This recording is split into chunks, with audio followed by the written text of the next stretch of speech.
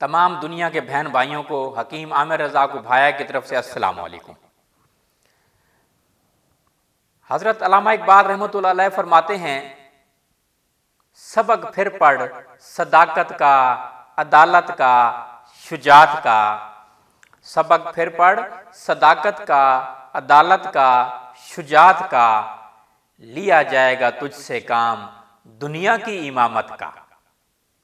अल्लामा इकबाल रहमतुल्लाह अलैह मुसलमानों से मुखातिब होकर फरमाते हैं कि तुम हक व इंसाफ के अलमबरदार बनो, जिल्लत व मिस्कीनी, कमजोरी व बुज़दिली छोड़कर बहादुर बनो, तो अल्लाह ताला तुमसे इस दुनिया की क़यादत और रहनुमाई का काम लेगा।